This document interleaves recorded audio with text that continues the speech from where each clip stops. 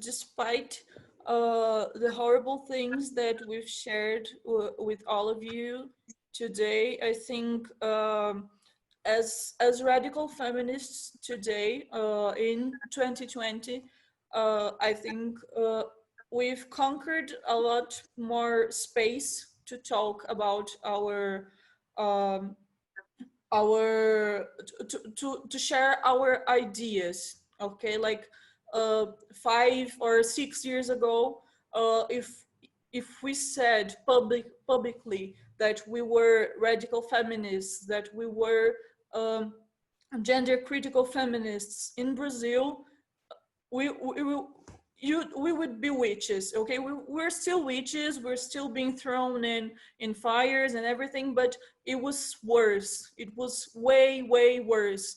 And we couldn't meet each other, we didn't know each other. Okay, this wouldn't be happening. I wouldn't know Eugenia and Amanda and Claudia. Okay, we wouldn't know each other. Eugenia has been in this fight a little longer than I have. So when I started acting as a radical feminist, Eugenia was already like a figure in radical feminism in Brazil, and it was very worse. And but because we have acted and we have struggled and we have imposed ourselves despite the silencing that were the trans people and the queer people, the trans lobby and etc. They try to silence us. They try to silence us every time. But for example, we talk a lot about prostitution and pornography, and 5-6 years ago there would not be any anti-prostitution and anti-pornography people talking about it in the media, in the newspapers and everything. And now our magazine, we're constantly asked about our ideas and our views on the movement. Okay, so just being asked about our views, it's a huge progress because both sides are being heard. Okay, so I see it as a progress. And even though there is a huge backlash on the women's rights and the girls' rights, because there always is, the backlash is always there, it's always historically there. Every time women's rights advance, there always is the legal rights backlash. We're still here and we're still fighting, and we're still organizing, and I think this only makes us stronger. Okay, so and I think it's very important for us to mention that we had a special organ in the government specifically that was specific to women's to elaborate public policy for women that we don't have anymore. So the government has been, since the parliamentary coup that took Dilma out of the state, took Dilma out of the government, women's rights have been constantly minimized. Okay, so as Simone said, our rights are never guaranteed. We always have to be on guard, but trans people's rights are being are getting bigger. So this is something that we have to think about. Like they are getting laws on courts and by the courts. Okay, so they are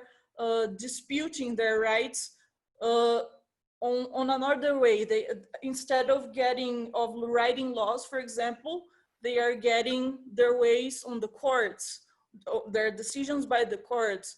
So how is it that women are getting their rights diminished, but transgender people and transsexual people in a conservative, extremely conservative government are getting their rights like enhanced? So this is something that we have to question, and I think this is something that is happening all over the world, as you have shared with us today.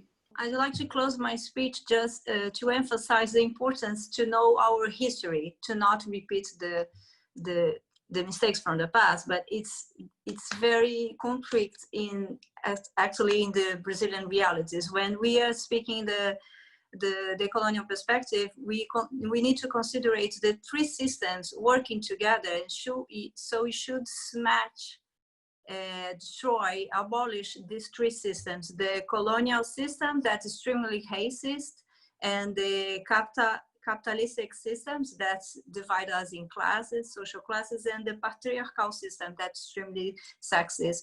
Without destroying the three together, I don't consider that we are achieving anything better than what we have. So we need to consider the history of our Brazilian women, since from the beginning we have the Black women fightings, the indigenous women fightings, and the inside countries women's fighting against those systems.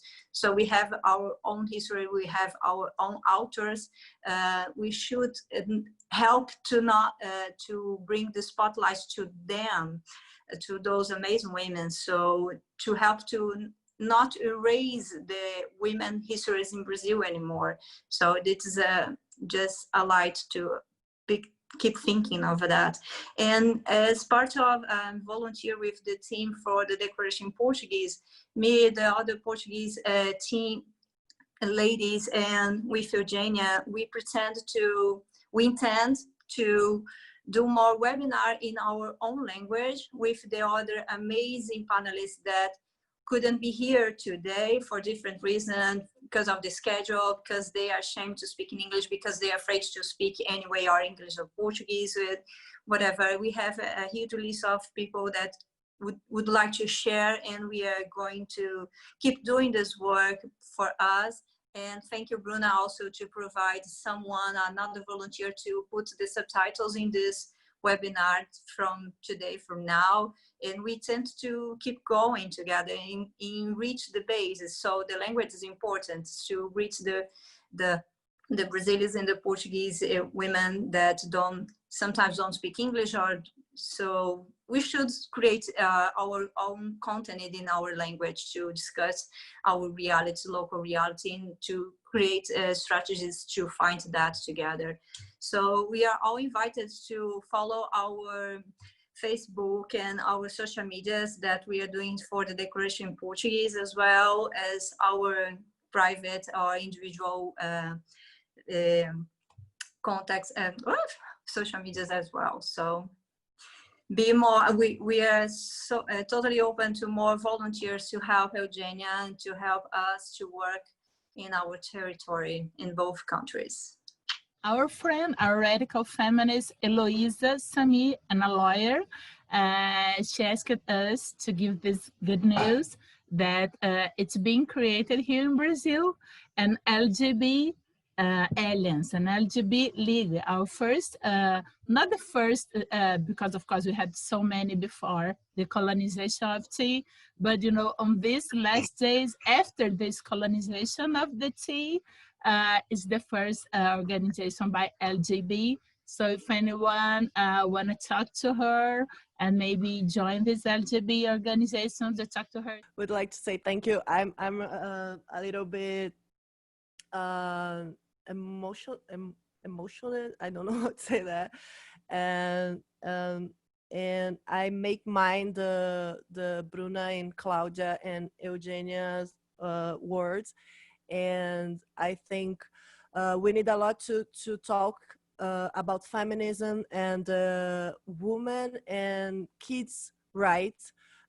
We have a lot to talk about the kids' rights around this topic of the trans kids, but in the same time, in the same value, talk about kids on this exploitation, sexual exploitation situation and pedophilia.